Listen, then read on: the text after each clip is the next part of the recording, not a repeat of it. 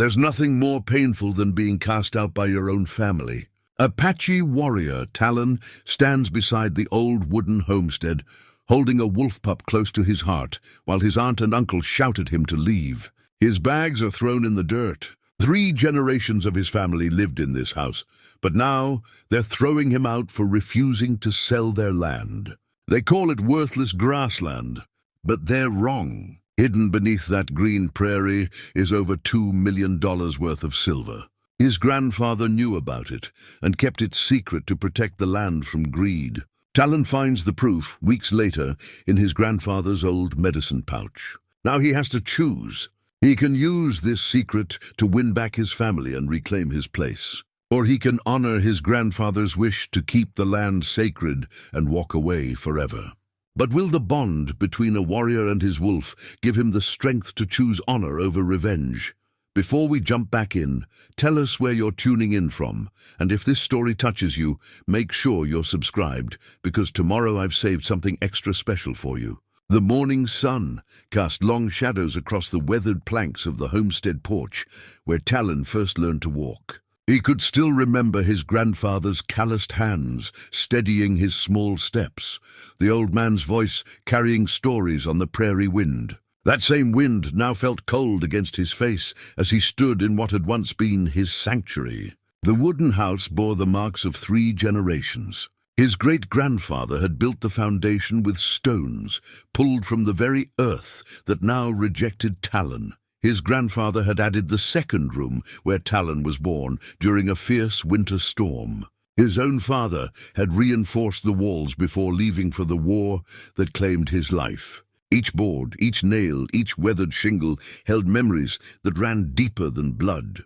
And Clara emerged from the doorway, her grey hair pulled back in the traditional way, but her eyes held none of the warmth Talen remembered from childhood.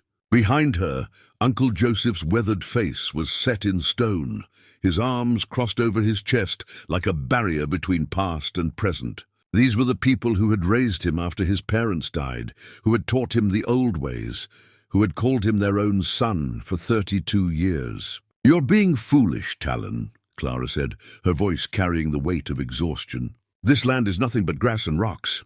The developers are offering enough money to secure our family's future for generations."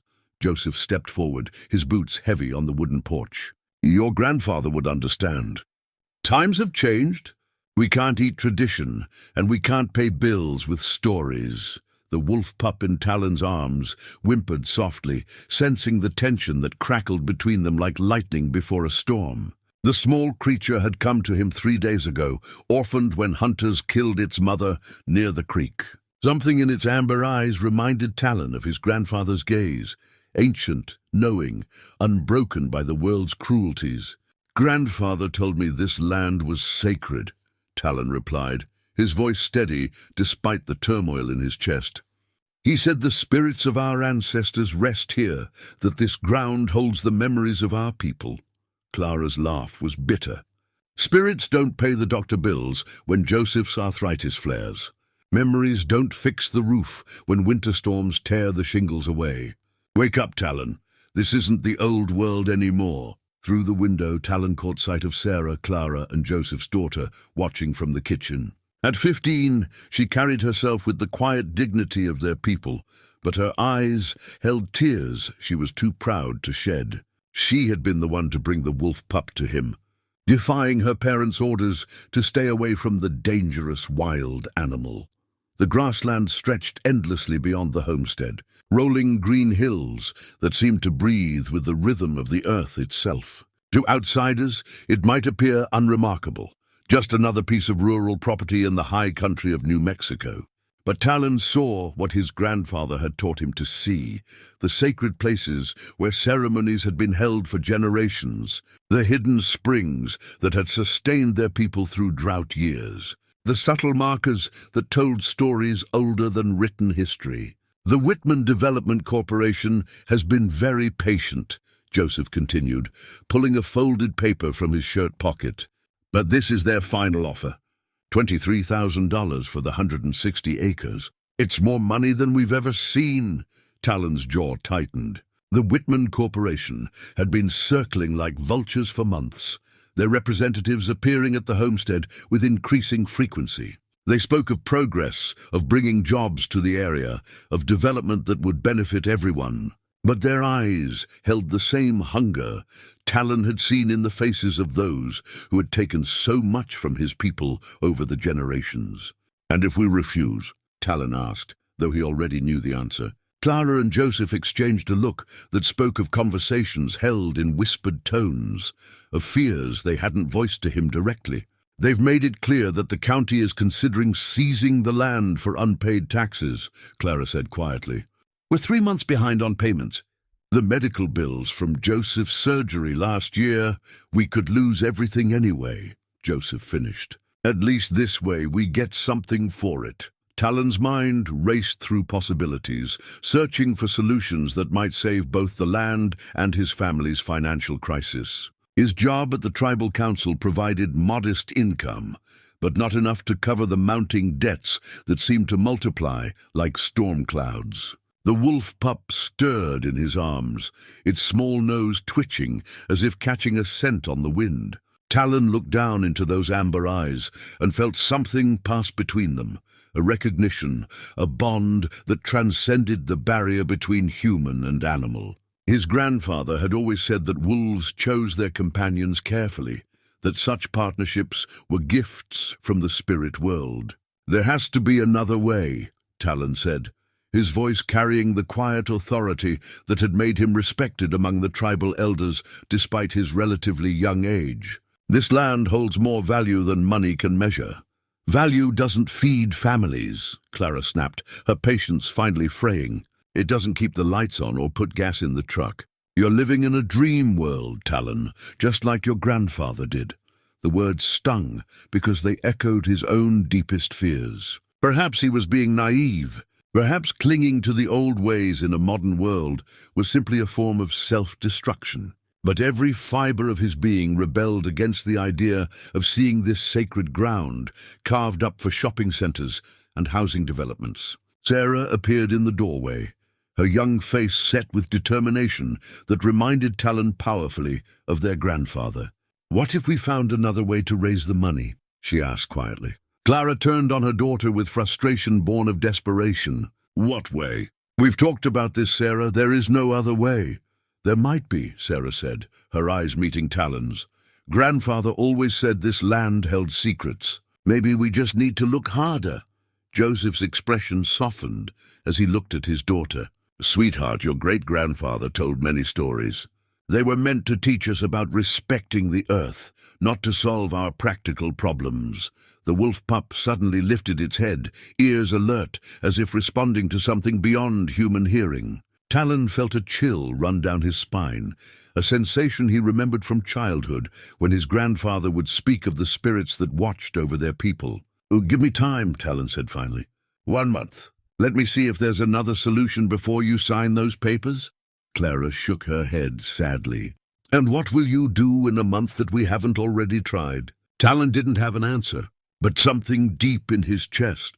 Call it intuition, call it hope, call it the whisper of ancestral guidance, told him that the solution lay in the land itself, in the secrets his grandfather had carried to his grave. The wolf pup settled back into his arms with a soft sigh, as if agreeing with his decision to fight for what remained of their heritage. 3 weeks later, the conversation that shattered everything took place on a Tuesday morning, when the sky hung grey and heavy with the promise of snow. Talen had spent those weeks exhausting every possibility he could imagine. He'd spoken with tribal leaders about potential grants for historical preservation. He'd researched legal protections for sacred sites. He'd even swallowed his pride and inquired about personal loans, though his modest income made him an unlikely candidate for the kind of money his family needed. Each avenue led to the same dead end: bureaucratic delays, insufficient funding, requirements that couldn't be met in time. The Whitman Corporation's deadline loomed like a storm front, and with each passing day, Clara and Joseph's anxiety grew more pronounced. The wolf pup had grown considerably in those 3 weeks, its legs longer and its coat thicker as winter approached. Talen had named him Takoda, meaning friend to all in the old language. The young wolf followed him everywhere, seeming to understand that they were bound together by something deeper than mere circumstance. On that fateful Tuesday, Talen arrived at the homestead to find a black sedan parked beside the house. Through the kitchen window, he could see 3 figures in expensive suits seated around the table, with Clara and Joseph. Legal documents were spread across the surface, and a briefcase sat open nearby. His heart sank as he recognized the scene for what it was, the final negotiation. Takoda growled low in his throat, hackles rising as they approached the house. The wolf's instincts were sharp. He sensed predators even when they wore suits and carried contracts instead of claws and fangs. Talen pushed through the front door without knocking, the wolf pup close at his heels. The conversation at the table ceased immediately as 5 pairs of eyes turned toward him. "Talen," Clara said, her voice carefully neutral, "we weren't expecting you." The lead representative from Whitman Corporation, a thin man with silver hair and calculating eyes, studied Talen with undisguised irritation. "I wasn't aware other parties would be involved in these negotiations." "I'm family," Talen said simply, moving to stand behind Clara's chair. "This is my home too." "Actually," the man replied, consulting his papers, "according to our records, you're not listed as a legal owner of this property. Clara and Joseph Martinez are the sole deed holders." The words hit like a physical blow. Talen had grown up believing the land belonged to all of them, that it was held in trust for future generations. The legal reality was apparently different. Clara couldn't meet his eyes. "We never got around to adding your name to the deed after your parents died. It seemed like just a formality then." Joseph cleared his throat uncomfortably. "We always considered you a son, Talen. But legally, I have no say in what happens to my grandfather's land," Talen finished, understanding flooding through him with cold clarity. The Whitman representative smiled thinly. "Perhaps it would be best if you allowed the property owners to conduct their business without interference." Takoda stepped forward, placing himself between Talen and the strangers, his young voice carrying a warning growl that was deeper than his size should have allowed. The wolf's loyalty in that moment meant more to Talen than he could express. "We've already agreed to the terms," Clara said quietly, her hands trembling slightly as she reached for the pen. "The money will be transferred tomorrow. We have 30 days to vacate." "Clara, please," Talen began. "Enough!" Joseph's voice cracked like a whip. "We've listened to your dreams and your stories for weeks, Talen. But dreams don't pay bills, and stories don't feed families. This is the real world, and sometimes real-world decisions have to be made." Sarah appeared in the doorway leading from the kitchen, her face pale and her eyes red-rimmed. She'd been crying, Talen realized, probably for hours. "We don't want to make this more difficult than necessary," the Whitman representative said smoothly. "But we do need these signatures today to meet our development timeline." Clara's hand hovered over the contract, the pen shaking in her grip. "I'm sorry, Talen, I'm so sorry. But we don't have a choice anymore." "There's always a choice," Talen said desperately. "Grandfather would have found another way. He would never have given up on the land. Your grandfather is dead." Joseph snapped, his patience finally exhausted. "He's been dead for 5 years, and his old stories and old ways died with him. We're the ones left to deal with the reality of taxes and medical bills and keeping this family alive." The words hung in the air like smoke from a fire that had burned everything in its path. Sarah gasped softly, pressing her hand to her mouth. Even the Whitman representatives looked uncomfortable at the harshness of Joseph's outburst. Clara signed the first page with shaking hands, then the second. Each signature felt like a nail, being driven into the coffin of everything Talen had believed about family, about loyalty, about the sacred connection between a people and their land. "There's just one more thing," the lead representative said, consulting his notes. "We'll need the property cleared of all occupants and belongings by the end of next month. That includes," his eyes fixed on Talen, "any family members who might not be listed on the deed." The message was clear. Talen was being evicted from the only home he'd ever known. "You can stay with us in town," Clara said quickly, tears beginning to flow down her cheeks. "The money from the sale will let us rent a proper house. There'll be room for you." Talen looked around the kitchen, where his grandfather had taught him to read the old symbols, where his grandmother had shown him how to prepare traditional medicines, where 3 generations of his family had gathered to share meals and stories and dreams. Soon it would be demolished to make way for a shopping mall or a housing development. "No," he said quietly. "Talen, please be reasonable," Clara began. "No," he repeated, his voice stronger now. "I won't be part of this. I won't watch them tear down everything Grandfather protected." He turned to leave, Dakota immediately falling into step beside him. "Where will you go?" Sarah called after him, her voice breaking. Talen paused at the door, his hand on the frame that his great-grandfather had carved with traditional symbols that most people had forgotten how to read. "I'll go where the land calls me," he said simply.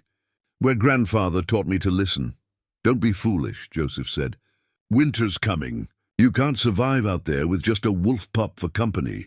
Talen turned back one last time, meeting each of their eyes in turn. "Grandfather survived out there for 70 years. He taught me everything he knew about reading the land, about living with the earth instead of fighting against it. Maybe it's time I trusted those lessons." He walked to his truck and gathered the belongings he'd brought that morning, his grandfather's old leather satchel, a few changes of clothes, some food, and his sleeping roll.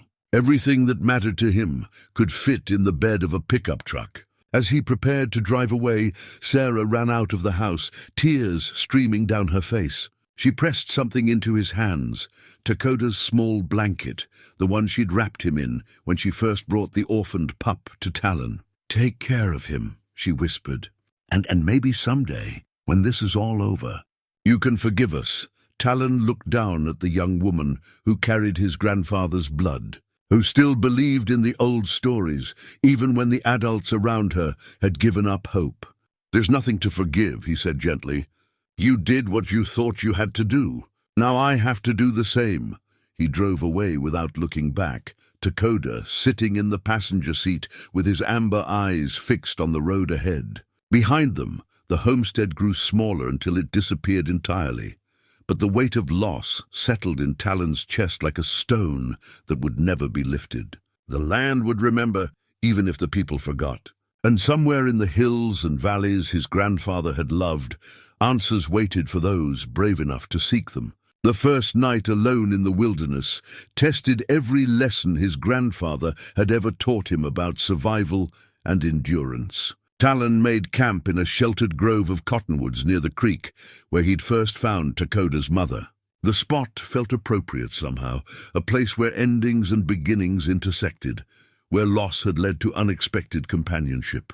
The wolf pup seemed to approve of the location, immediately setting about exploring the area with the careful thoroughness of one claiming territory. As darkness fell and the temperature dropped, Talen built a small fire from deadwood and settled against a fallen log with his grandfather's leather satchel across his knees. He'd carried this bag for years, without ever examining its contents closely. It had simply been one of many possessions passed down after the old man's death, stored away with other keepsakes and memories. Now, with the firelight dancing across the worn leather, Talen opened it for the first time with real attention. The satchel contained what he'd expected: some old tools, a few personal items, and a collection of papers covered in his grandfather's careful handwriting. But as he examined each item more closely, patterns began to emerge that suggested these weren't random keepsakes, but carefully chosen pieces of a larger puzzle.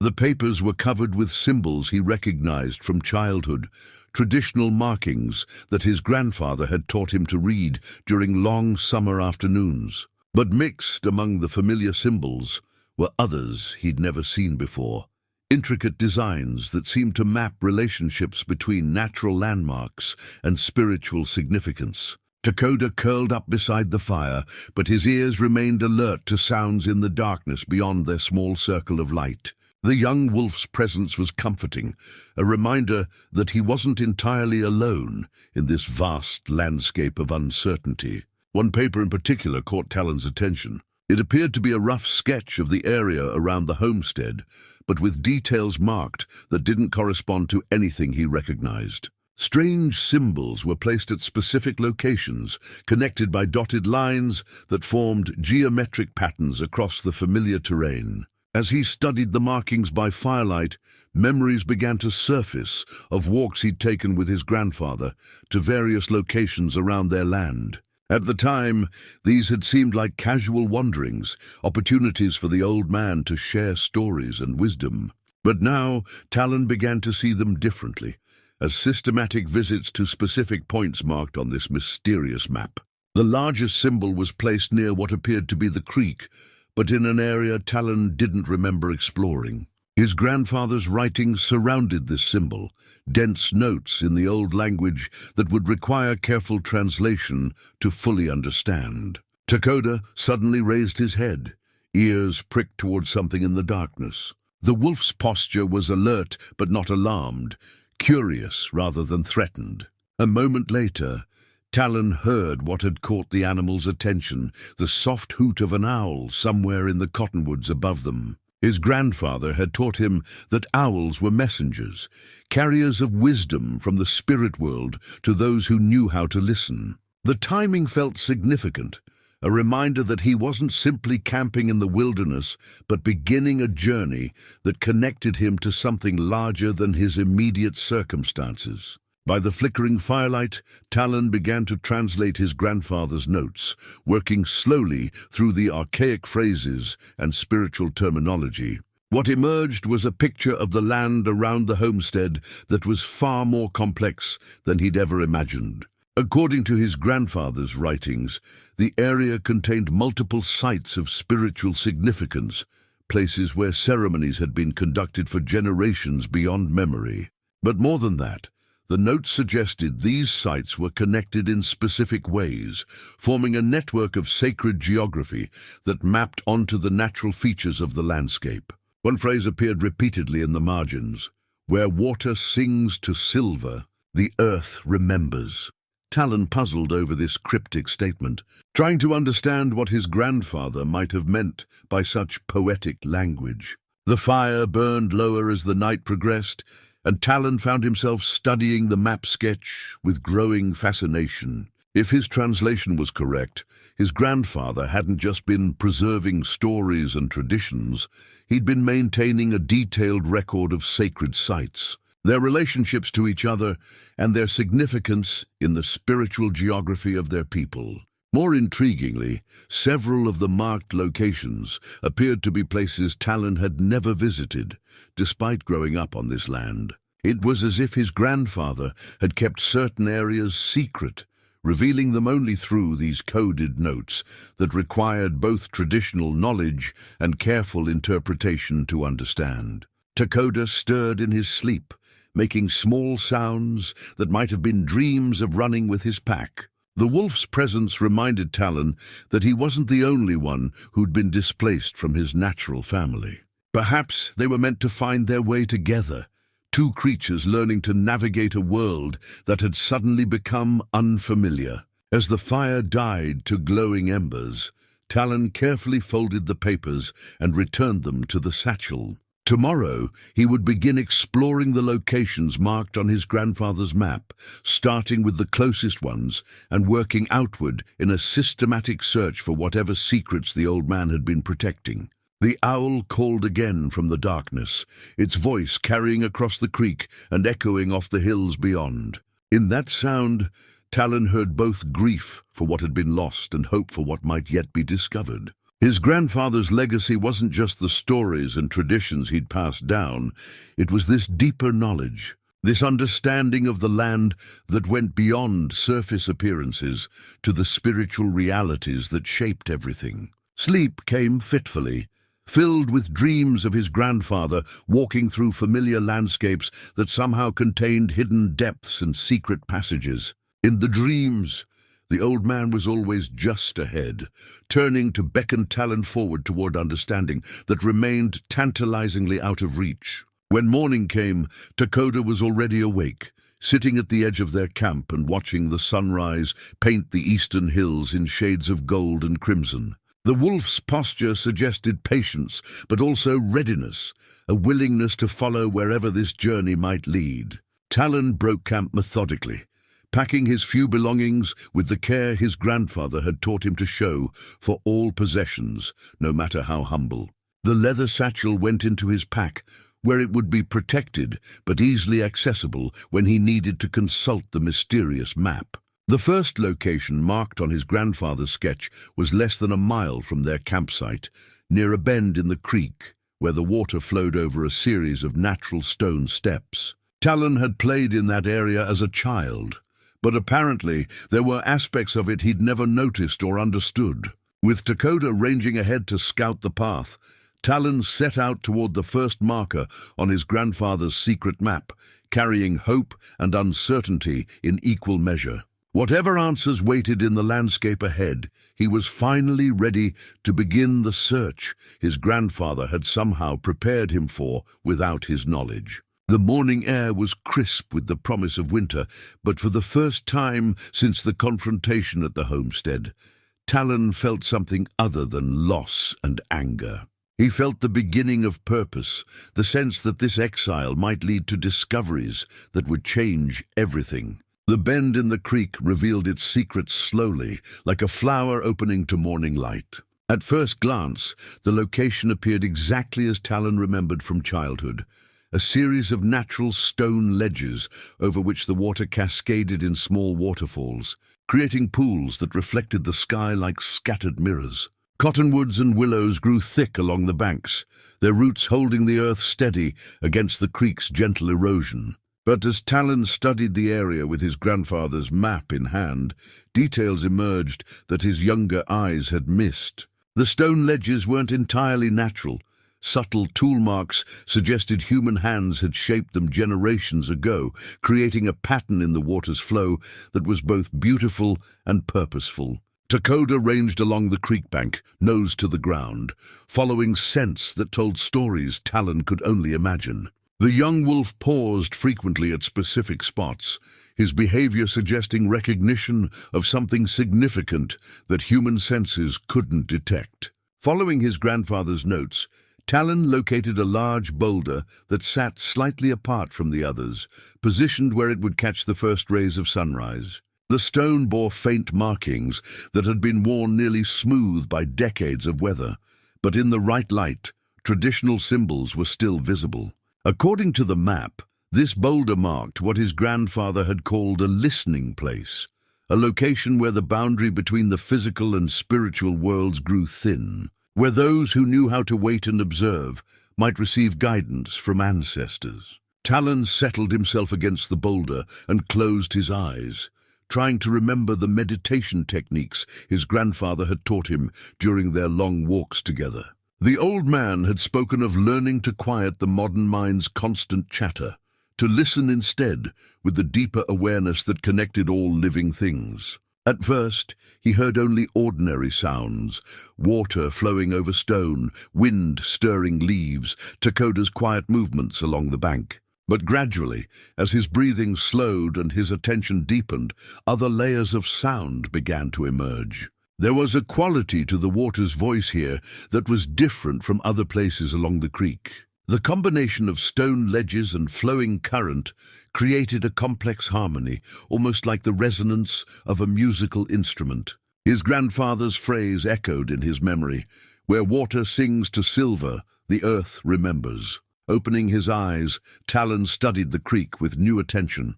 The water did seem to sing here, its voice more melodic and varied than the simple babbling of a typical stream. And now that he listened carefully, there was something else, a deeper note that seemed to come from beneath the audible sounds, as if the earth itself was humming in harmony with the water's song. Dakota suddenly became very still, his attention fixed on something across the creek. Following the wolf's gaze, Talen spotted what had caught his interest, a deer standing motionless in the morning shadows, watching them with the patient alertness of a creature that belonged completely to this place. The deer's presence felt significant, another piece of the puzzle his grandfather had left for him to solve. In the old stories, deer were messengers between worlds, guides who appeared when important discoveries were about to be made. Consulting the map again, Talen found notations that directed him to a specific spot upstream, where the creek made a sharp turn around a natural outcropping of rock. The symbols suggested this location held particular importance, marked with signs that indicated both spiritual significance and something more practical. The walk upstream took only a few minutes, but with each step, Talen felt the landscape changing around him in subtle ways. The air seemed to grow more charged, like the atmosphere before a thunderstorm. Takoda's behavior became more alert, his movements more purposeful. The outcropping was larger than it had appeared from downstream, a natural wall of stone that rose perhaps 20 feet above the water level. What Talen hadn't noticed from a distance was that the rock formation contained a narrow opening, almost hidden by overhanging vegetation. His grandfather's map marked this opening with multiple symbols, including one that Talen recognized as representing hidden knowledge or secret treasure.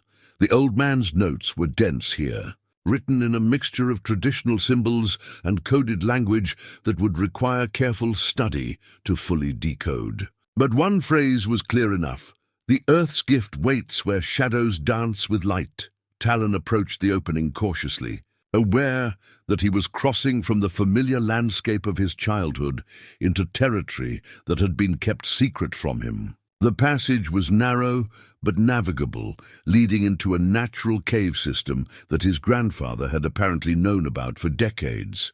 Takoda followed without hesitation, his wolf instincts apparently detecting no danger in the darkness ahead. If anything, the young animal seemed excited, as if this underground journey was exactly what he'd been waiting for. The cave opened into a larger chamber where daylight filtered down through cracks in the ceiling, creating the dancing patterns of light and shadow his grandfather had described. The space felt ancient and sacred, untouched by the modern world's rush toward development and progress. But it was what lay along the chamber's walls that took Talen's breath away. Silver veins ran through the rock like frozen lightning, following natural fault lines and mineral deposits that had formed over geological ages. Even in the dim light, the metal gleamed with a purity that spoke of significant value, not just monetary worth, but the kind of natural treasure that could change a family's circumstances for generations. His grandfather's final secret lay revealed in the dancing light of the hidden chamber. This was what the old man had protected, what he had died rather than revealed to those who might exploit it for purely material gain. Talen sank to his knees on the chamber floor, overwhelmed by the magnitude of what he'd discovered. The silver deposit was extensive, running deep into the rock formation in veins that could potentially yield enormous wealth. His grandfather's estimates, tucked into the margin of the map, suggested a value that could easily exceed $2 million. But more than the monetary worth, Talen understood now why his grandfather had kept this secret. In the wrong hands, knowledge of this deposit would have meant the immediate destruction of everything sacred about this land. Mining operations would have scarred the landscape, polluted the creek, and obliterated the spiritual sites that connected his people to their ancestral heritage. Takoda moved through the chamber with obvious familiarity, as if his wolf instincts recognized this place as significant territory. The young animal's behavior suggested that his mother had known about this location, that the local wildlife had long understood the importance of protecting this secret. Sitting in the silver-veined chamber where light danced with shadow, Talen finally understood the full weight of his grandfather's legacy. The old man hadn't just been a keeper of stories and traditions. He'd been the guardian of a secret that could either save his family or destroy everything they'd held sacred. Now that burden passed to Talen, along with the terrible knowledge that he possessed the power to reclaim his place in the family and secure their financial future. All he had to do was reveal what he'd found, and the Whitman Corporation's offers would become irrelevant. But in doing so, he would betray everything his grandfather had died to protect. The water sang its ancient song outside the chamber, and in its voice, Talen heard the echoes of choices that would define not just his own future, but the fate of the sacred land that had sheltered his people for generations beyond memory. In the weeks that followed his discovery of the Silver Chamber, Talen found himself caught between two worlds: the practical reality of his family's desperate circumstances and the spiritual weight of his grandfather's carefully guarded secret. He made camp in a sheltered canyon several miles from the homestead, close enough to occasionally observe the property, but far enough to avoid unwanted encounters. Takoda had grown considerably during their time in the wilderness, his legs longer and his coat thicker as his wolf heritage asserted itself. The young animal's hunting instincts were developing rapidly, supplementing their diet with rabbits and other small game. During the days, Talen explored other locations marked on his grandfather's map, discovering a network of sacred sites that painted a picture of the land's spiritual significance far more complex than he'd ever imagined. Each location held pieces of the larger story: ancient ceremony grounds, natural formations that had served as landmarks for generations, springs that provided water during the driest seasons. But it was during the quiet evening hours that Talen found the most significant revelation: his grandfather's war journal, hidden in a sealed pouch within the leather satchel. The journal chronicled not just his grandfather's military service, but decades of careful observation and protection of the family's sacred sites. The old man had been far more than a keeper of stories. He'd been a strategic guardian of cultural and natural treasures that outside forces had been trying to access for generations. The entries revealed a pattern of increasing pressure from various development interests over the years. Mining companies, land speculators, and corporate developers had all made inquiries about the family property, apparently drawn by geological surveys that suggested the presence of valuable mineral deposits. His grandfather's notes detailed conversations with government officials, meetings with tribal councils, and legal consultations about how to protect the land from exploitation.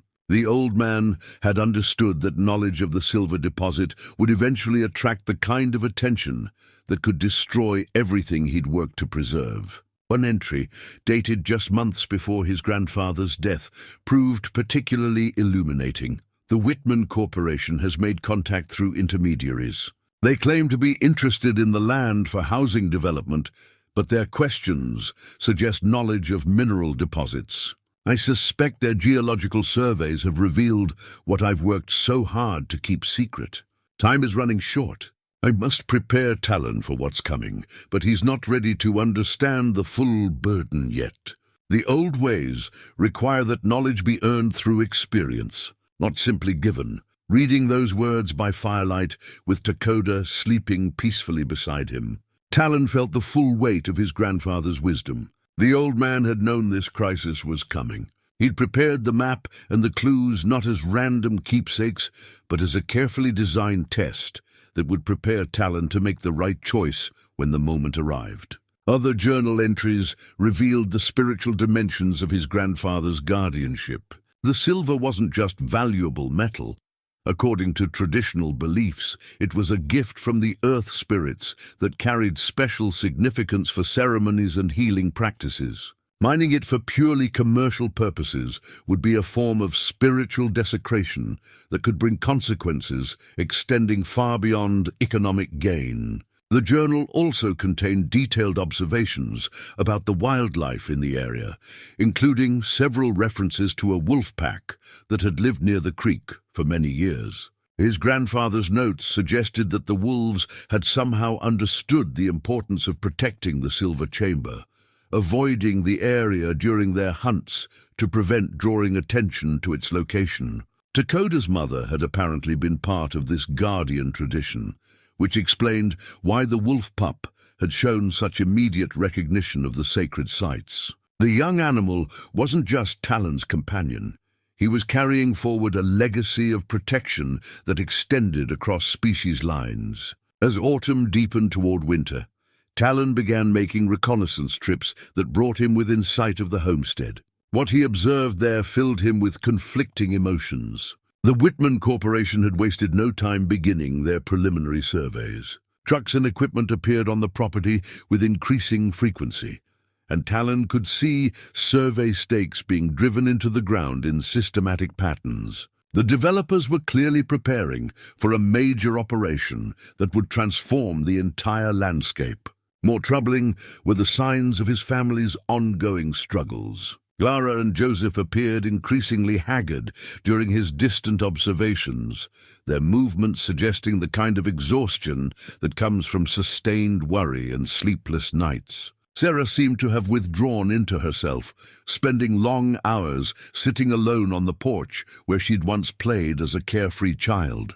The money from the land sale would solve their immediate financial crisis, but Talen could see that the emotional cost of giving up their ancestral home was taking a severe toll. They were trapped between necessity and heritage, forced to choose between survival and everything that gave their survival meaning. During one evening observation, Talen witnessed a scene that crystallized his understanding of the situation's urgency. 3 black SUVs pulled up to the homestead just after sunset, disgorging men in expensive suits who seemed clearly out of place in the rural setting. Through binoculars, Talen watched the confrontation that followed. The men's body language was aggressive, their gestures threatening. Clara and Joseph stood on their porch like cornered animals, their shoulders hunched defensively as the conversation grew heated. Sarah appeared in the doorway briefly, but Joseph immediately motioned her back inside. Whatever was being discussed, it wasn't appropriate for a teenager's ears. The meeting lasted less than 10 minutes, but its effect on his family was visible, even from Talen's distant vantage point. After the SUVs departed, Clara and Joseph remained on the porch for a long time, holding each other in the kind of embrace that speaks of shared fear and uncertainty. That night, Talen's dreams were filled with visions of his grandfather walking through the silver chamber, his weathered hands touching the gleaming veins of metal, while his voice spoke words that Talen couldn't quite understand. In the dreams, the old man was trying to communicate something urgent, something that would make the choice clear, if only Talen could decipher the message. Dakota woke him before dawn, the wolf's low growling indicating the approach of something unexpected. Through the grey morning light, Talen spotted a familiar figure picking her way carefully down the canyon toward their camp.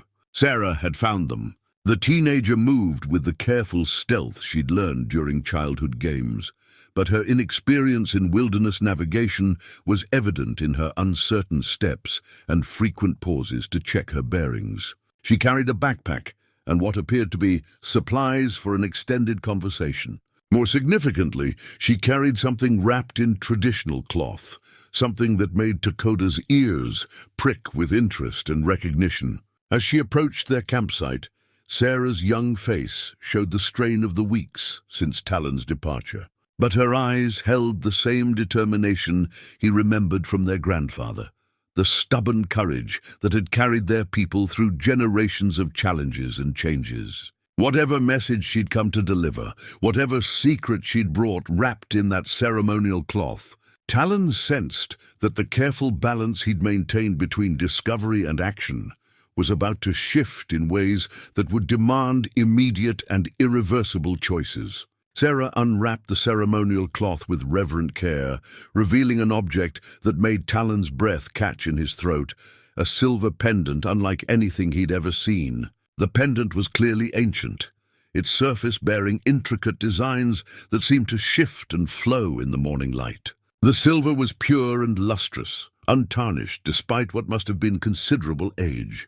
Most remarkably, the metal seemed to generate its own subtle glow, as if it contained some internal source of illumination. "Grandfather left this for you," Sarah said quietly, settling cross-legged beside their small campfire.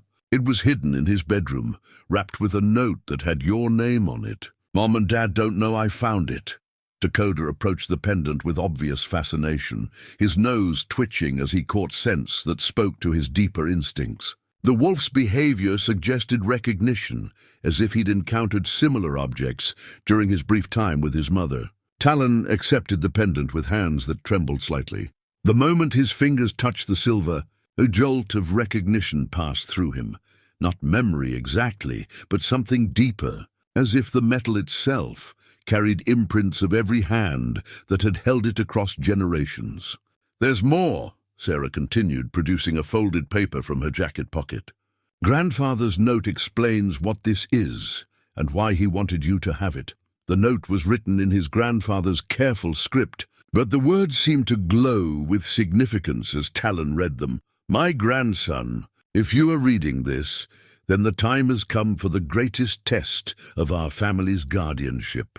The pendant you hold was crafted by our ancestors from silver taken from the sacred chamber, shaped with ceremonies that bound it to the spiritual forces protecting our land. It will glow brighter as you approach the source of its creation, and its light will reveal truths that ordinary sight cannot perceive. Use it wisely, for it carries the power to unite our people or destroy everything we have protected.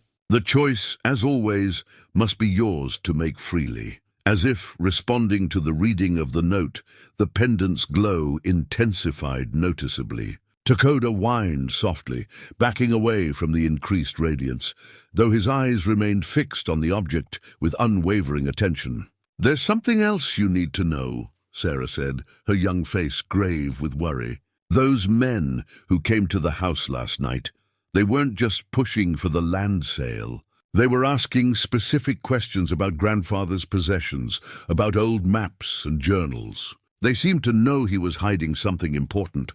Talen's jaw tightened as the implications became clear. The Whitman Corporation wasn't just interested in the surface value of the land. They suspected the existence of the silver deposit and were systematically searching for confirmation of their theories. "What kind of questions?" he asked. "They wanted to know if grandfather had left any papers with symbols or drawings. They asked about his camping gear, his personal effects, anything that might contain information about the property. Mom and Dad told them everything was distributed among family members after he died, but I don't think they believed it." Sarah paused, pulling her jacket tighter against the morning chill. "They also asked specifically about you, where you'd gone, whether you'd taken any of grandfather's belongings, how to contact you. They made it sound like they just wanted to make sure all family members were informed about the sale. But their questions felt more threatening than that." The pendant grew warmer in Talen's palm, its glow pulsing gently like a heartbeat. The rhythm seemed to match his own pulse, creating a connection that felt both comforting and unsettling. "How did you find us?" Talen asked.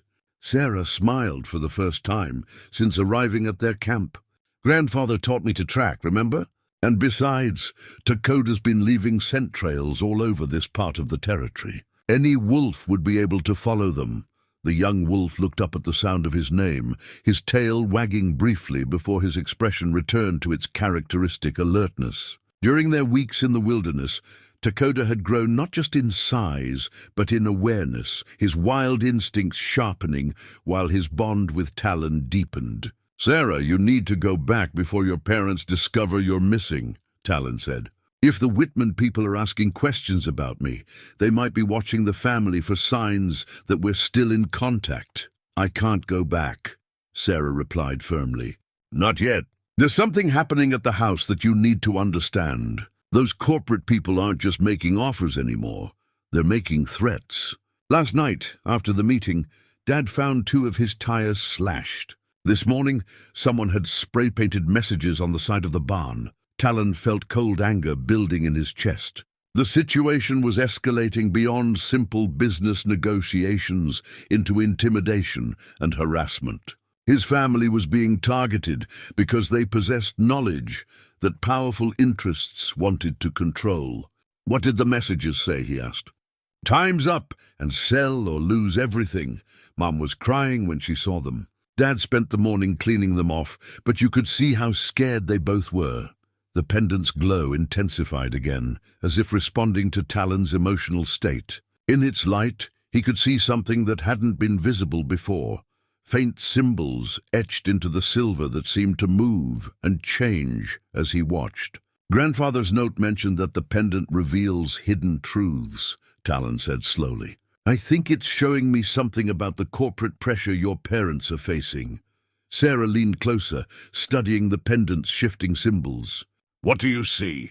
Patterns, Talen replied, his voice filled with growing understanding.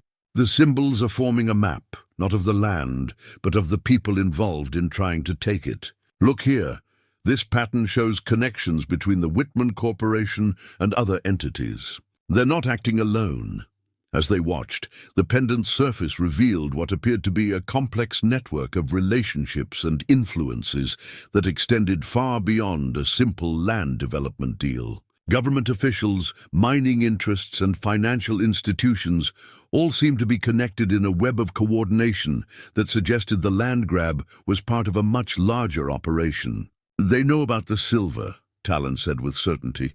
This whole thing has been orchestrated from the beginning. The financial pressure on your parents, the medical bills that created the crisis, even the timing of the offers, it's all been planned to force the sale. Sarah's eyes widened as the implications became clear. You mean they've been deliberately trying to bankrupt us? Worse than that, Talen replied, studying the pendant's revelations. They've been systematically removing obstacles to their plans. Other families in the area, other potential claimants to mineral rights, other voices that might oppose their operations. We're not the first, and we won't be the last unless something stops them. Dakota suddenly raised his head, ears pricked toward something in the distance. His posture indicated alert attention rather than alarm, but the timing felt significant. Following the wolf's gaze, Talen spotted movement on the ridge above their canyon, figures moving with the systematic precision of a search party. The Whitman Corporation had apparently decided that subtle pressure wasn't sufficient. They were taking more direct action to locate the missing family member and whatever secrets he might possess. The pendant's glow pulsed urgently, as if warning of immediate danger. The time for observation and contemplation was ending. The moment for action, and for choices that would determine the fate of everything his grandfather had protected, was finally at hand. The figures on the ridge moved with military precision, their equipment and coordination suggesting this was no casual search party. Through his binoculars, Talen could see advanced geological surveying devices, ground-penetrating radar units, and communication equipment that spoke of serious financial backing and professional expertise. We need to move, he whispered to Sarah, quickly breaking camp while Dakota ranged ahead to scout potential escape routes. They're not just looking for us, they're mapping the entire area. But as they gathered their belongings, Sarah made a discovery that changed everything. Hidden among the rocks where the search party had been working, she found a piece of equipment that had been accidentally dropped. A tablet computer still displaying detailed geological surveys of their family's land. The screen showed three-dimensional maps of underground formations, with specific areas highlighted in bright red. The silver deposit wasn't just marked on these corporate surveys. It was labeled with precise coordinates, estimated values, and extraction timelines. The Whitman Corporation had known about the treasure for months, possibly years. More shocking still were the documents stored on the device. Email chains between corporate executives revealed the full scope of their operation: systematic targeting of families with mineral-rich land, orchestrated financial pressure campaigns, and coordinated efforts to force sales at prices far below the property's true value. But the most devastating revelation came in a series of medical billing records that made Sarah gasp with recognition. "These are Dad's hospital bills," she said, staring at the screen. "But look at the billing company. It's owned by a subsidiary of Whitman Corporation. They didn't just know about Dad's surgery. They arranged for it to be as expensive as possible." Talen felt the ground shift beneath him as the true scope of the conspiracy became clear. Joseph's medical emergency hadn't been random bad luck. It had been engineered. The complicated procedure, the extended recovery time, the insurance complications that left the family responsible for massive out-of-pocket expenses, all of it had been carefully orchestrated to create the financial crisis that would force the land sale. "My God," he whispered, scrolling through additional files. "They've done this to dozens of families. Look, here's the Clearwater Ranch, the Morrison homestead, the old Big A place. Every property with suspected mineral deposits, every family that's been forced to sell in the last 5 years." The tablet revealed a pattern of corporate predation that was breathtaking in its scope and callousness. The Whitman Corporation had essentially weaponized the healthcare system, using deliberate medical bankruptcies to acquire valuable land at fraction of its worth.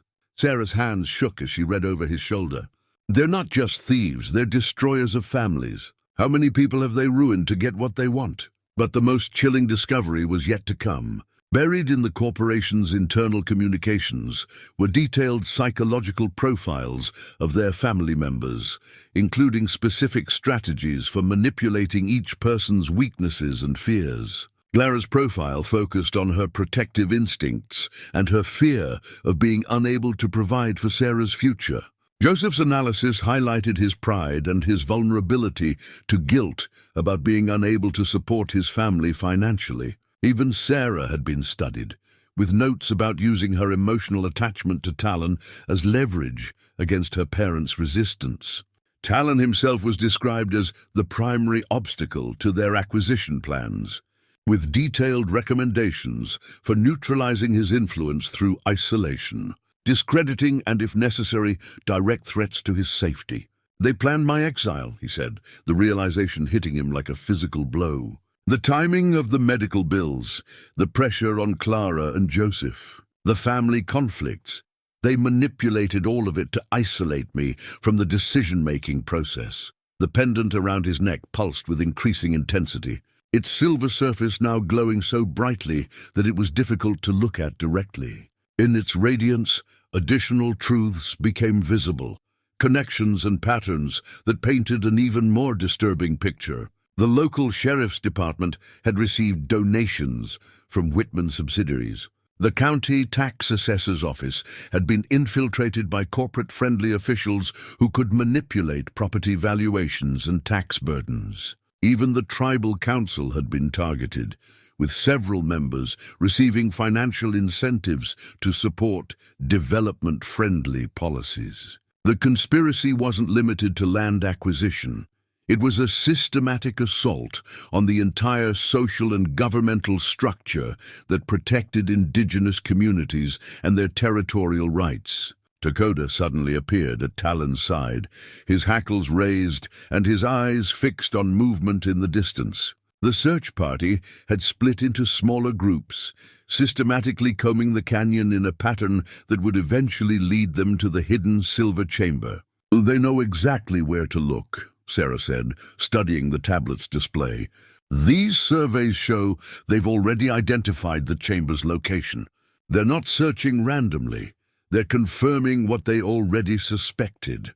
A new file on the tablet revealed the final piece of the puzzle. The Whitman Corporation had been monitoring the family for over a year, using sophisticated surveillance equipment to track their movements and conversations. They knew about Talen's exile, about Sarah's secret visits to find him, even about the locations where he'd been camping.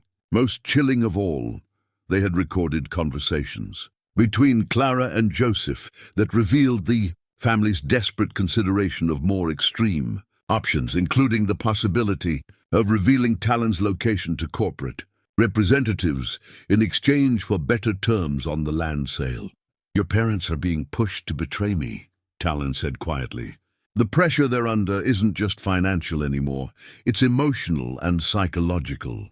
They're being forced to choose between family loyalty and survival." Sarah's face went pale as the implications became clear. "That's why they've been so secretive lately. The whispered conversations, the way they stop talking when I enter a room, they're being blackmailed." The pendant's glow intensified further, revealing one final truth that changed everything. Hidden among the corporate files was a geological report that confirmed what Talen had suspected. The silver deposit extended far beyond their family's property boundaries. The Whitman Corporation's real target wasn't just their 160 acres. It was a mineral formation that could potentially yield hundreds of millions of dollars in extracted wealth. The families who had already been forced to sell hadn't just lost their homes. They had unknowingly surrendered claims to what might be one of the largest silver deposits in the region. The Whitman Corporation was assembling a mining empire built on deliberate impoverishment and cultural destruction. "We have to stop them," Sarah said, her young voice carrying the determination that had sustained their people through generations of challenges. "Not just for our family, but for everyone they've hurt and everyone they plan to hurt." Talen looked at the evidence spread before them, the proof of systematic corporate predation, the documentation of deliberate family destruction, the maps showing the true scope of what was at stake. His grandfather's legacy wasn't just the silver chamber or the sacred sites. It was the responsibility to protect all of it from those who would exploit both the land and the people for purely material gain. The pendant's radiance reached its peak, bathing them in silver light that seemed to connect them to every ancestor who had ever stood guard over their people's heritage. In that illumination, Talen finally understood what choice his grandfather had always known he would eventually have to make. The time for hiding and passive resistance was over. The moment for active protection, whatever the cost, had finally arrived. The transformation began that evening as Talen prepared for what he knew would be the most important battle of his life. Not just for his family's land, but for the very soul of his people's heritage. In a sacred grove hidden deep in the canyon, he opened the final sealed pouch from his grandfather's belongings and found what he'd been unconsciously seeking, the ceremonial war paint that had been passed down through generations of Apache warriors. The pigments were made from earth and minerals taken from their ancestral lands, mixed with plant extracts according to formulas that predated written history. Sarah watched in respectful silence as Talen began the ritual of preparation, understanding, instinctively, that she was witnessing something ancient and powerful. The war paint wasn't merely decoration. It was a spiritual armor that connected the wearer to the strength and wisdom of every warrior who had come before. Takoda sat motionless nearby, his amber eyes reflecting the firelight as if he too understood the significance of this moment. The young wolf had grown into a magnificent animal during their weeks in the wilderness, his coat thick and lustrous, his bearing proud and alert. More than a companion now, he had become a true partner in the guardianship of their sacred land. As Talen applied the traditional patterns to his face and arms, memories flooded through him, not just his own memories, but ancestral ones that seemed to flow through the paint itself. He could feel the presence of his grandfather, of his father, who had died in war, of countless warriors who had stood against forces that threatened their people's survival. The pendant's glow had stabilized into a steady radiance that seemed to pulse in rhythm with his heartbeat. In its light, the war paint took on an otherworldly quality, the symbols seeming to move and shift across his skin as if they were alive. "The tablet showed that they're planning their final move tomorrow," Sarah said quietly, reviewing the corporate communications they'd discovered. "A full excavation team is being brought in, along with private security, to deal with any interference from local residents." Talen nodded, his mind working through the strategic challenges they faced. The Whitman Corporation had the advantage of numbers, equipment, and legal cover for their operations. But they also had weaknesses: their reliance on technology, their unfamiliarity with the terrain, and most importantly, their complete ignorance of the spiritual forces they were attempting to violate. "We need to gather allies," he said, considering possibilities. "Not everyone in the area has been corrupted by corporate money.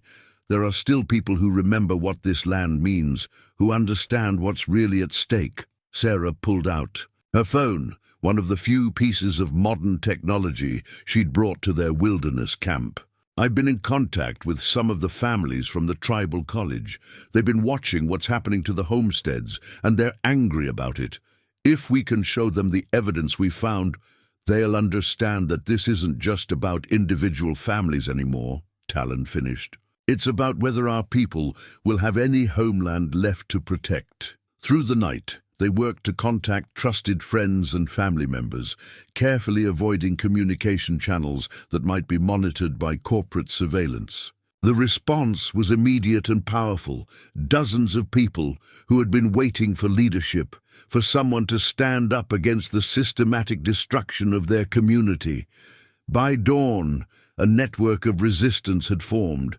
Tribal college students brought technical expertise in documenting environmental crimes. Elders contributed traditional knowledge about the sacred sites that needed protection.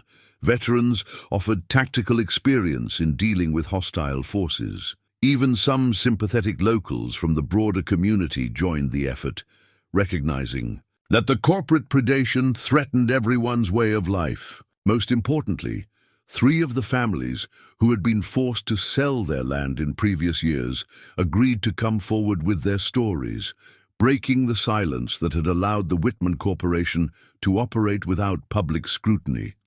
Their testimonies, combined with the evidence from the stolen tablet, painted a picture of systematic fraud and conspiracy that could potentially bring criminal charges against the corporation's leadership. Talen felt the weight of command settling on his shoulders as people looked to him for direction and strategy. His grandfather's training in mediation and leadership had prepared him for this moment, but the scale of responsibility was overwhelming. He was no longer just protecting his own family's heritage.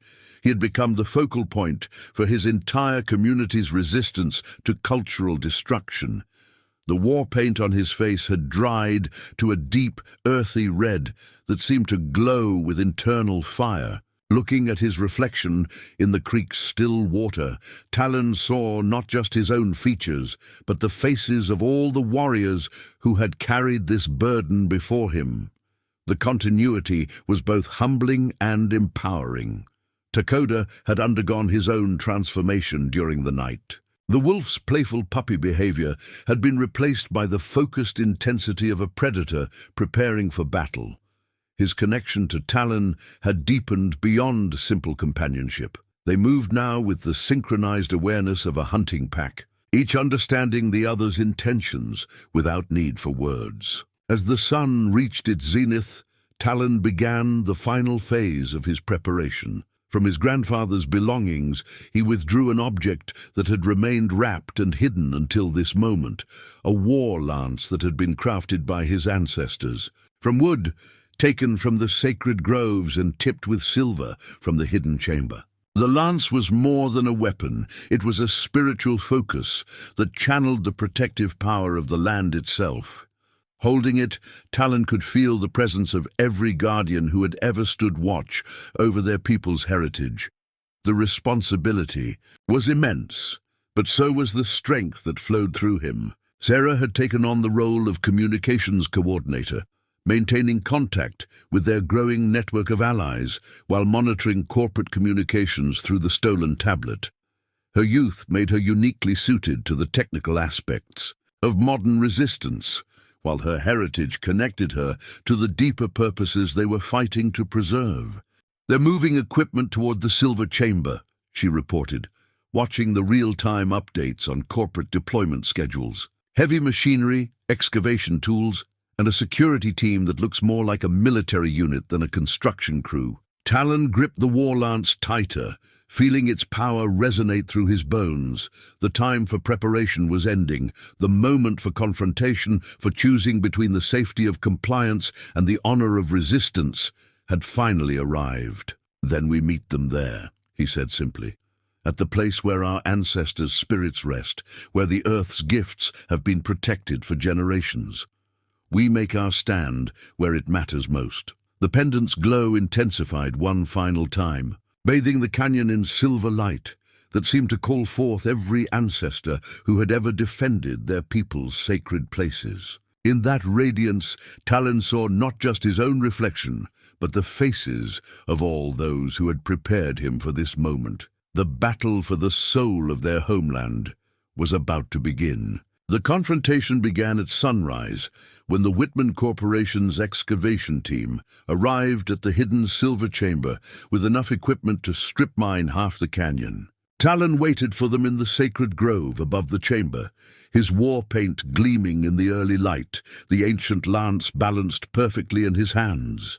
Dakota stood beside him, no longer a puppy, but a fully grown wolf whose presence radiated the wild power of the untamed land they had come to protect. The corporate security team emerged from their vehicles with military precision, automatic weapons clearly visible despite their attempt to maintain the pretense of a legitimate mining operation. Their leader, a scarred man with cold eyes, surveyed the terrain with the calculating gaze of someone accustomed to removing human obstacles through intimidation and violence. "You're trespassing on private property," the security chief called up toward Talen's position. "Clear the area immediately or face the consequences." Talen's response came not in words, but in action. He raised the war lance toward the sky, and the pendant around his neck blazed with silver fire that could be seen even in the bright morning light. The ancient symbols on the lance head seemed to come alive, glowing with the same ethereal radiance. At that signal, the land itself seemed to respond. Dakota threw back his head and howled, not the voice of a single wolf, but a sound that carried across the hills and canyons like the call of an entire pack. The howl was answered from multiple directions as other wolves, drawn by some primal understanding of what was at stake, emerged from their hidden dens to stand with their brother. The corporate security team hesitated, clearly unsettled by this unexpected development. Their training had prepared them for human resistance, not for a confrontation that seemed to summon the very spirits of the wilderness. But it was the arrival of Talen's human allies that truly changed the dynamic of the encounter. From the ridges surrounding the chamber, dozens of figures appeared, tribal college students with cameras and legal documents, veterans carrying both American flags and traditional banners, elders whose very presence on this sacred ground carried the weight of ancestral authority. Sarah emerged from behind the excavation equipment, having used her knowledge of the terrain to position herself strategically among the corporate vehicles. In her hands was the stolen tablet, its screen displaying the evidence of systematic fraud and conspiracy that could destroy the Whitman Corporation's legal cover. "Before you do anything you'll regret," she called to the security team. "You should know that everything you've planned, everything you've done to force families off their land, is documented right here. Federal investigators are already reviewing the evidence." The security chief's confident expression wavered as he realized the scope of what they were facing. This wasn't a simple eviction of stubborn landowners.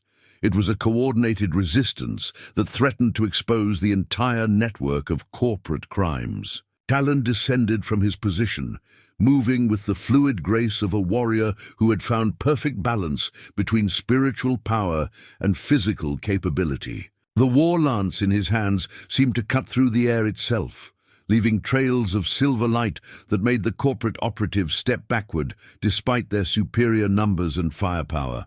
"This land is protected," he said, his voice carrying across the canyon with supernatural clarity. "Protected by law, by tradition, and by forces you can't understand or control. You have one chance to leave peacefully." The excavation crew, made up of local workers who had been hired for what they thought was a legitimate construction project, began to understand that they had been deceived. Several of them set down their tools and moved away from the heavy machinery, unwilling to participate in what was clearly becoming an illegal operation. But the security team had been paid too much to walk away without completing their mission. Their leader raised his weapon, preparing to escalate the confrontation to the level of violence that had always been their ultimate solution to resistance. That was when the war lance in Talen's hands began to sing.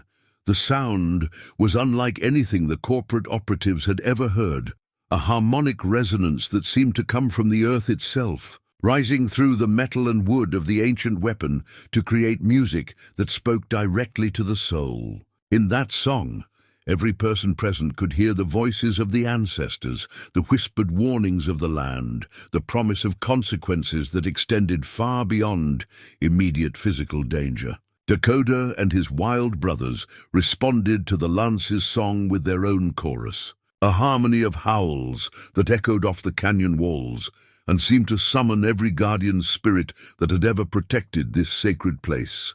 The security chief's hand trembled as he tried to maintain his aim. Around him, his team began to lower their weapons, overcome by a spiritual presence that their training had never prepared them to confront. But even as the immediate confrontation seemed to shift in favor of the protectors, Talen knew that the real battle was just beginning. The forces arrayed against them were more than human. They represented a systematic assault on everything sacred, everything that connected his people to their heritage and their land. The war lance continued its otherworldly song, calling forth every ancestor who had ever stood guard over this sacred ground, preparing for a final confrontation that would determine whether the silver chamber would remain protected or be destroyed in the name of corporate profit. The moment of ultimate choice arrived when Clara and Joseph appeared at the edge of the sacred grove, their faces bearing the weight of impossible decisions and sleepless nights. They had come in response to Sarah's emergency message, expecting to find their daughter in danger from corporate security forces. Instead, they discovered a scene that challenged everything they thought they understood about power, resistance, and the true value of their ancestral land. Talen stood at the center of the confrontation like a figure from the old stories, his war paint gleaming and the ancient lance singing its otherworldly song. Around him, wolves moved with supernatural coordination, while his human allies maintained positions that effectively surrounded the corporate forces without directly threatening them. But it was what lay revealed at his feet that stopped Clara and Joseph in their tracks. The silver chamber had been opened, its contents gleaming in the morning light like a vision from the spirit world. Veins of pure metal ran through the exposed rock face, their value clearly extending into the millions of dollars that could solve every financial problem the family had ever faced. "My God," Joseph whispered, understanding finally flooding through him. "This is what you were protecting. This is what Grandfather never told us about." Clara moved closer to the chamber entrance, her breath catching as she realized the scope of what they were seeing. This wasn't just a small deposit of precious metal. It was a treasure that could secure their family's future for generations, that could fund education for Sarah and her children and her children's children. "Why didn't you tell us?" she asked Talen, her voice breaking with the weight of conflicting emotions. "We could have solved everything. The medical bills, the land payments, Sarah's college fund, all of it could have been taken care of without selling to these people." Talen lowered the war lance, its song fading to a whisper that still carried the voices of the ancestors. "Because Grandfather knew what revealing this secret would cost. Look around you, Clara. Look at what the knowledge of this treasure has already brought to our land." The corporate security forces remained frozen in place, their weapons lowered but their presence still threatening. Their leader spoke into a radio, clearly calling for reinforcements and additional legal support. The confrontation was far from over. It was escalating toward a level that could involve federal agencies and prolonged legal battles. "We could take a portion," Joseph said desperately, his practical mind searching for compromise solutions. "Just enough to solve our immediate problems. The rest could stay hidden, protected like Grandfather wanted." Sarah stepped forward, the stolen tablet still in her hands, displaying the evidence of corporate crimes that extended far beyond their single family. "It doesn't work that way, Dad. The moment we touch this silver, the moment we acknowledge its existence, it becomes part of the legal system. Property records, mining claims, environmental assessments, it all becomes public knowledge. And then they win anyway," Talen added quietly. "Maybe not today, maybe not this year, but eventually. The pressure will never stop once they know for certain what's here." Clara looked around at the assembled crowd, the tribal college students documenting everything with their cameras, the elders whose presence legitimized the resistance, the veterans who had answered the call to protect their community's heritage. For the first time, she seemed to understand that this conflict extended far beyond their family's immediate circumstances. "How many other families?" she asked, her voice barely audible. "How many other people have they destroyed to get what they want?" Sarah activated the tablet's display, showing the documented evidence of systematic corporate predation.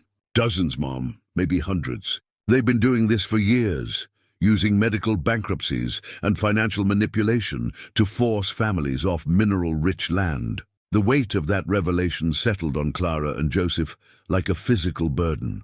They had seen themselves as isolated victims of bad luck and circumstances, but now they understood they were part of a much larger pattern of exploitation and cultural destruction. Joseph moved closer to Talen, studying his nephew's transformed appearance, the war paint that connected him to ancestral warriors, the lance that seemed to channel spiritual power, the wolf companion that represented the wild heart of their homeland.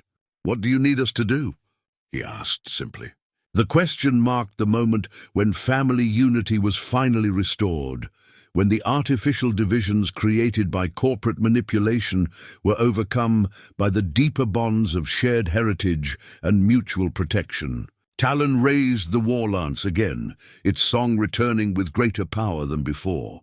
But now the melody was different, not just a call to resistance, but a celebration of reconciliation and renewed purpose. "Help me protect what grandfather died to preserve," he said. "Not just the silver, but everything it represents.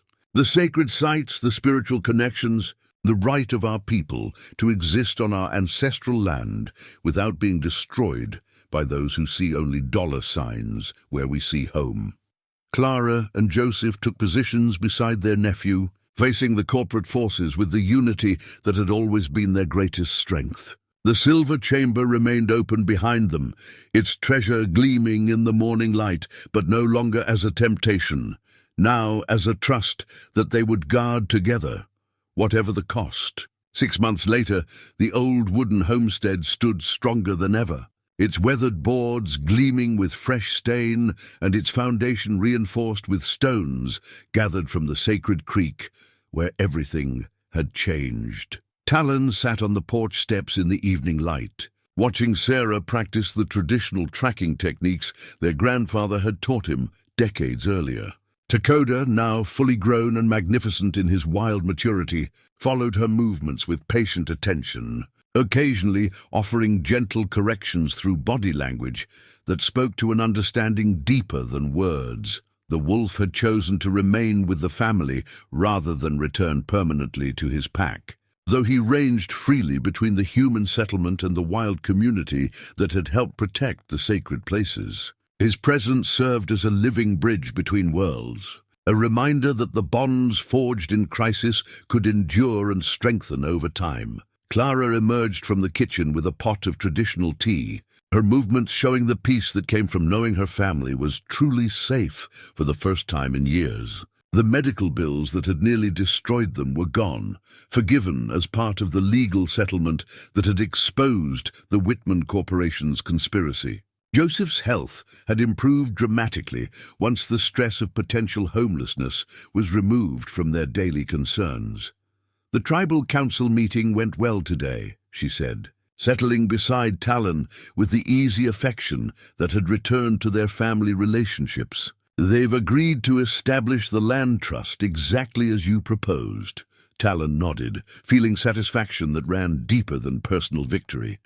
The legal structure they had created would protect not just their family's property, but dozens of other sites that had been targeted by similar corporate schemes. The trust combined traditional tribal authority with modern environmental law, creating a framework that honored both ancestral wisdom and contemporary legal realities. "Any word from the federal prosecutors?" he asked. 3 more Whitman executives accepted plea agreements today," Clara replied. "The investigation has expanded to include operations in 7 states. They estimate that over 40 families were targeted using similar tactics." The corporate conspiracy had unraveled completely once the initial evidence was presented to authorities who understood its significance. The medical billing fraud alone had generated enough charges to ensure that the key players would spend years in federal prison, while the land acquisition schemes had violated so many laws that civil and criminal cases would continue for the foreseeable future. But for Talen, the legal victories were less important than the restoration of family unity and the protection of the sacred places that gave their lives meaning. Sarah approached the porch with Dakota beside her, both of them dusty from their afternoon exploration of the territory that had become their shared responsibility. At 16, she had grown into her role as the next generation's guardian of traditional knowledge, learning not just the practical skills of land management but the spiritual disciplines that connected their family to the deeper rhythms of the natural world. I found the place where the old ceremony ground used to be, she announced with quiet pride. Dakota led me right to it, even though the markers were almost completely hidden by brush. Talen smiled, remembering his own discovery of that site decades earlier under his grandfather's patient guidance. The continuity of knowledge passing from generation to generation represented the kind of wealth that no corporation could steal or corrupt. "What did you learn there?" he asked, following the traditional pattern of questions that helped young people integrate their experiences into the larger framework of cultural understanding. "That the spirits are patient," Sarah replied thoughtfully. "They wait for us to remember what we've forgotten, to return to what we've abandoned, to protect what we've neglected. They don't give up on us, even when we give up on ourselves." Joseph joined them on the porch, his arthritis barely noticeable now that the constant worry about financial survival had been lifted from his shoulders. The older man carried a small bundle, wrapped in traditional cloth, a new medicine pouch that would hold the artifacts and wisdom items for future generations. "I've been thinking about what your grandfather would say about all this," Joseph said, settling into his favorite chair with a contented sigh. "About the silver, the corporations, the way everything turned out." Talen considered the question seriously. "I think he'd be proud that we chose protection over profit, family over wealth, honor over revenge." "And he'd probably laugh," Clara added with a smile, "about how we almost let strangers convince us that our own land was worthless." The silver deposit remained exactly where his grandfather had left it, hidden and protected by family covenant. They had taken only enough ore to fund the legal battles and establish the land trust, leaving the vast majority untouched in its sacred chamber. The real treasure had proven to be not the metal itself, but the understanding that some things were more valuable than money. As the sun set behind the rolling hills of their ancestral territory, Talen opened the new medicine pouch and began placing the artifacts that would guide future generations. His grandfather's war eagle feather, the sacred pendant that had revealed so many truths, fragments of the original maps, and documentation of the legal protections they had established. "Each generation faces its own test," he said, addressing Sarah directly as the ceremonies required. "Your great-grandfather protected this land from settlers who wanted to claim it by force. Your grandfather protected it from developers who wanted to buy it for pennies. We protected it from corporations who wanted to steal it through fraud." Sarah nodded solemnly, understanding the weight of responsibility being passed to her. "What test do you think my generation will face?" Talen looked out over the grassland, where 3 generations of his family had lived, loved, struggled, and prevailed. The land looked exactly as it had when he was Sarah's age, but he knew that preservation required constant vigilance, continuous adaptation to new threats and challenges. "I don't know," he admitted honestly, "but I know you'll have the wisdom to meet it because you carry the accumulated strength of everyone who came before you. And you won't face it alone. The land itself will guide you, just as it guided us." Dakota lifted his head as the evening wind carried scents and sounds from the pack that roamed the hills beyond the homestead. The wolf's amber eyes reflected the dying light with an intelligence that spoke of ancient partnerships between human and animal. Guardians, the old stories said that some bonds transcended individual lifetimes.